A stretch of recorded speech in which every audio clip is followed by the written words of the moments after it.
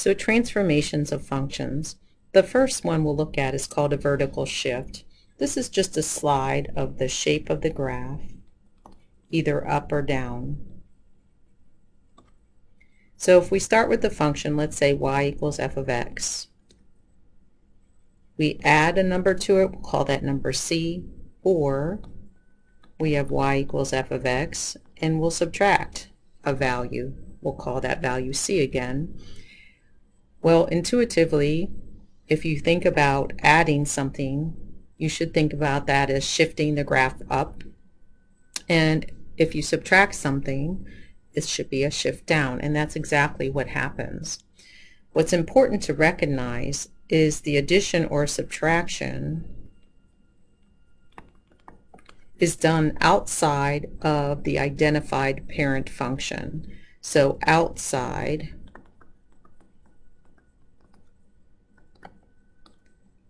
we'll call it the grouping symbols.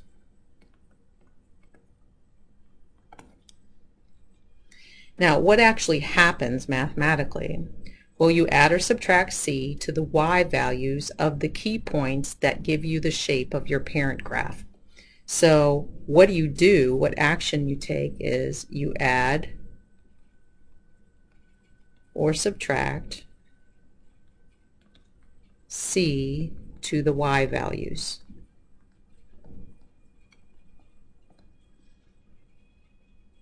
So again, you add when you have y equals f of x plus c,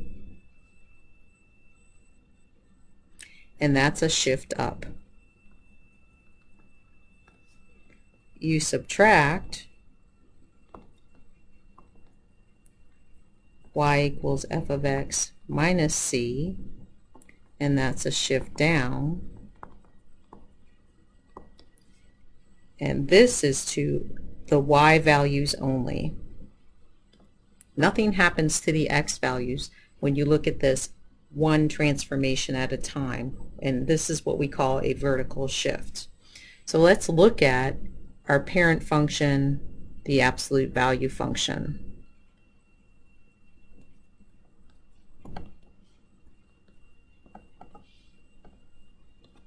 So we had 3 key points to define the shape of the absolute value function. Remember, it looks like a V. We had the origin, we had 1, 1, and we had negative 1, 1. Let's choose a different color here, and let's graph in green y equals the absolute value of x plus 2.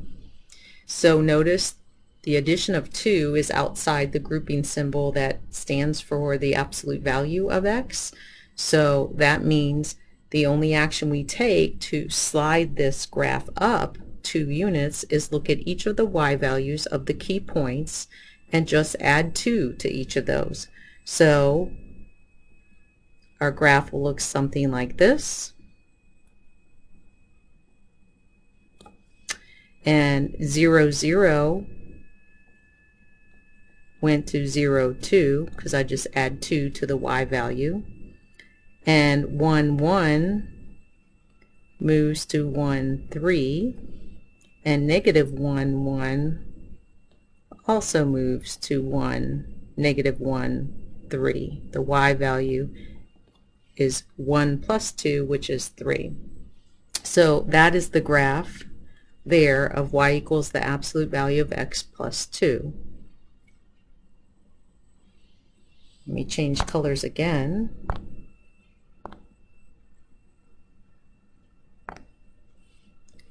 Let's graph y equals the absolute value of x minus 1. So we have the parent function, the absolute value of x, and then minus 1 is outside of that. So that would look something like this. This picture's getting a little busy. So the origin has now moved to 0, negative 1, because I'm subtracting 1 from the y value that is 0. And then the point, although my graph doesn't look perfectly aligned, 1, 1 has moved to 1, 0 because I've just subtracted 1 from the y value that equals 1, but the x value has stayed the same. And then I have here negative 1 for x and 0 for y. So the graph in blue is the function y equals the absolute value of x minus 1.